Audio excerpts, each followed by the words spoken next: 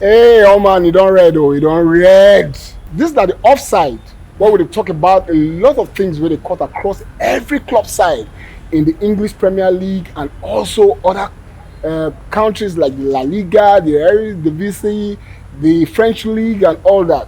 But today we come to in a way with two things where they affect us. One, it get for do with David Coote, that referee where they say some shit about Jurgen Klopp, the former Liverpool coach. The guy don't always come out say in a gay, and one of the key things when they can begin to take coke now because of the youthful challenges when he been get, because he wanted to erase a lot of things we get for do with all the bad tracks and all those challenges where people get for the talk bad things about him. But now he don't decide say he get for be a VAR assistant after the PGMOL don't sack him. He say the things when he say about Jurgen Klopp, they unattainable. But the other one therefore do with Arsenal. The issue of young academy players going to title rivals. When you talk about players like Heaven, players like Chido Obi Martins going to Manchester United. I mean, what is happening in Arsenal? What did happen? Nene? What did happen to Arsenal?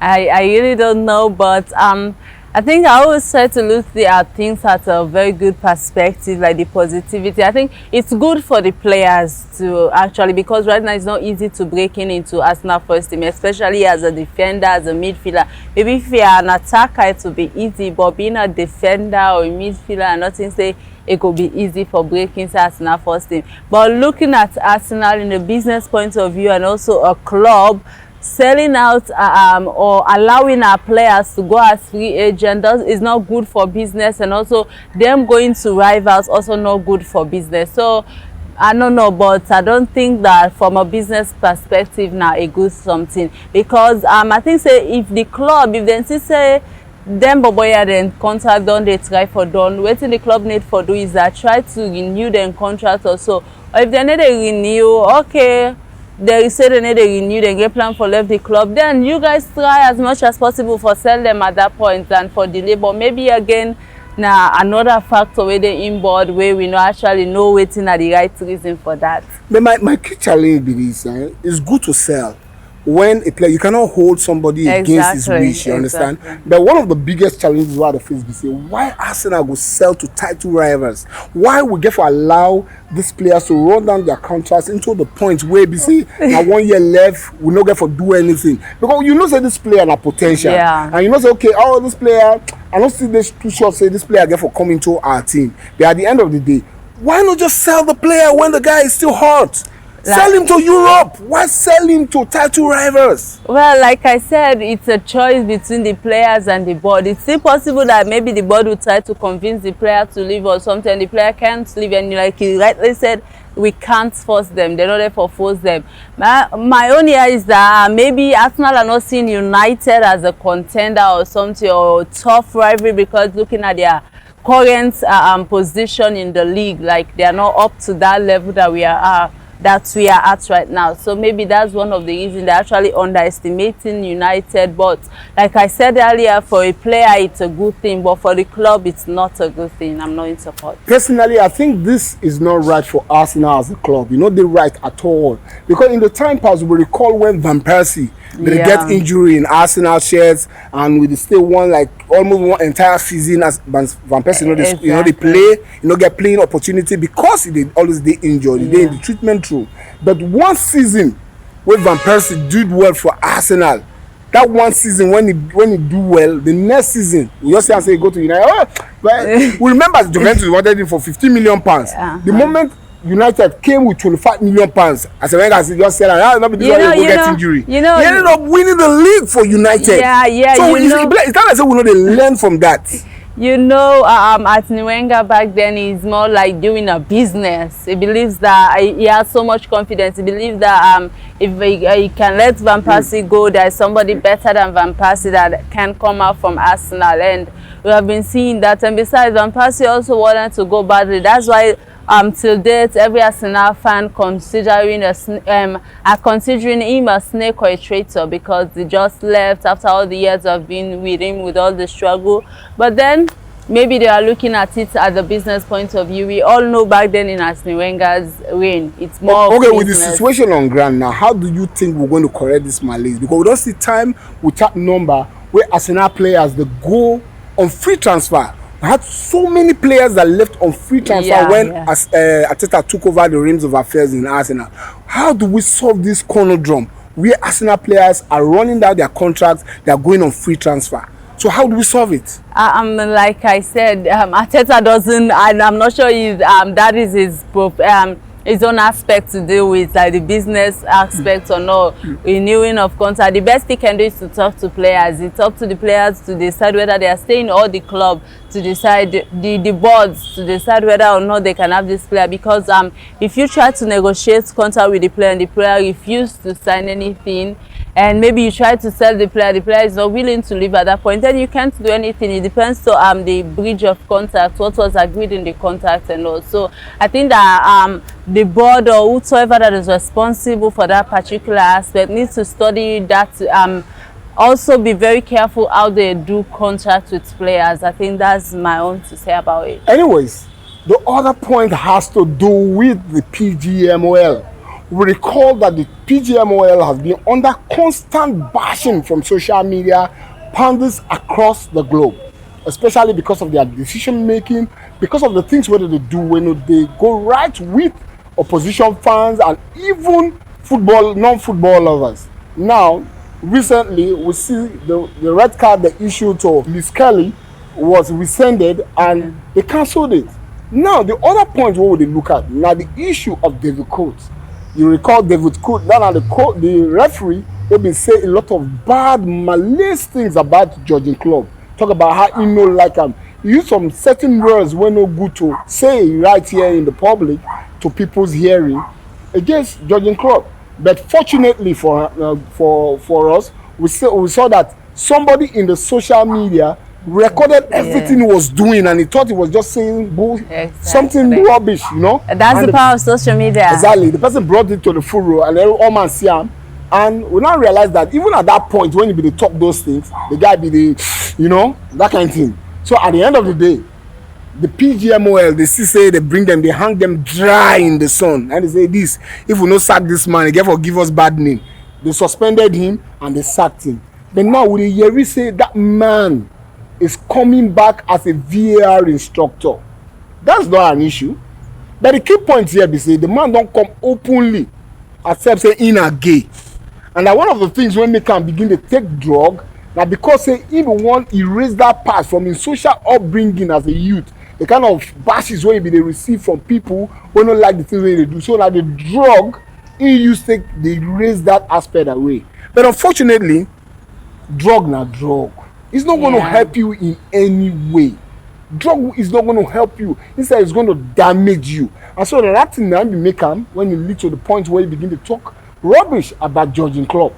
Now, that same man now, after I don't give that interview, everybody don't see him say he don't repent, he don't act well.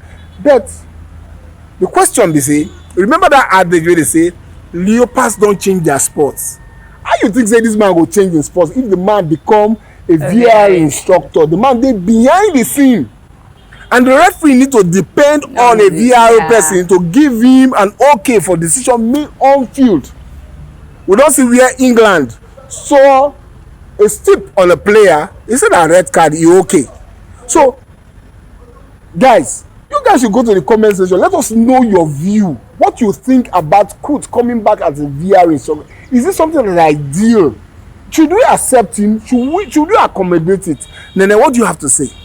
Well, I think you've said a lot of things about it. What I want to say is that I believe everybody deserves a second chance. It's just that it needs to go under a proper training and also, if possible, a therapy to try to, you know, get himself back. And I believe if he has make a bold step to come forward and say to the world that this is what have been disturbing me, blah blah blah and blah, I believe that he is one step to the point of changing, turning things around, putting these things back at his back. So let's just hope that it change, and let us just hope that he's able to deliver as a VAR inspector, because at the end of the day, if he end up being one, all we have to do is to hope for the best that they make right decisions or so. But I don't know if you still have issues with Liverpool, then I'm sorry for Liverpool fans because you guys are going to be getting it from the VAR. I know, but maybe I'm not sure that they are going to allow him to officiate a Liverpool or be a VAR inspector of a Liverpool match. I don't know about that. Maybe it might happen, maybe it might not happen.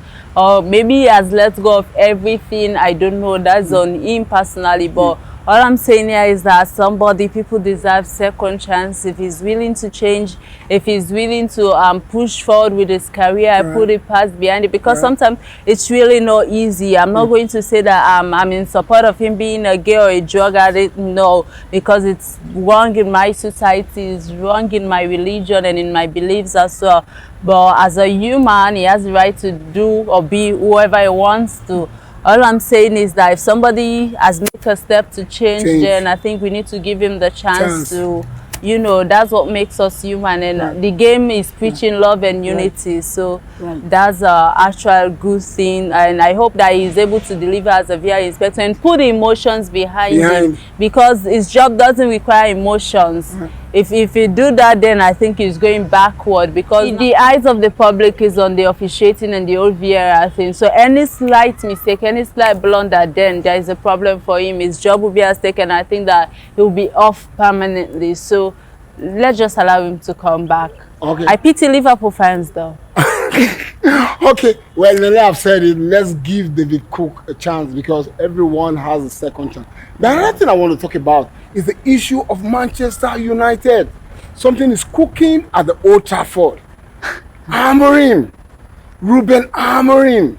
How can you say that you would rather play a 68-year-old goalkeeper trainer rather than to play Marcus Rashford? Rashford, an England international. Babe, honestly, how you get for see this? This one is cooking. I don't understand. Honestly, I find it very disrespectful to a player. I'm not disrespecting Amorim, he might have his own reason, but me personally, I find it very disrespectful.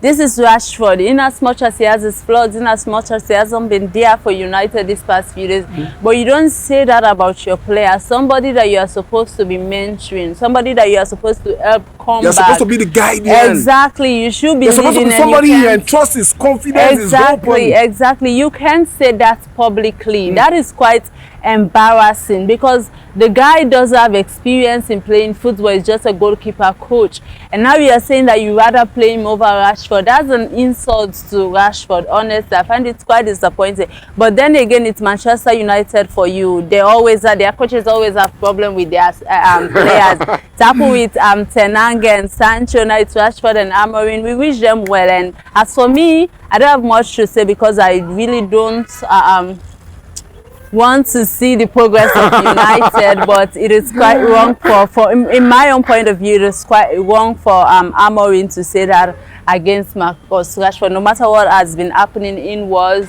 no matter what is going on, or if Rashford is not performing as a player, you know, there are some ways you deal with something. That is why I love Arsenal. You never hear Mikel saying stuff about his players like that. Even though we the fans are complaining, he's always defending this player. That's how it should be. You are there as a leader. You can't be crying them down in public. It's quite harsh. That was way too harsh, honestly. It's bad. Anyways, viewers, you've heard it all. It is your duty now to go to the comment section and let us know what you think about the 3 issues we brought up to you today on Offside.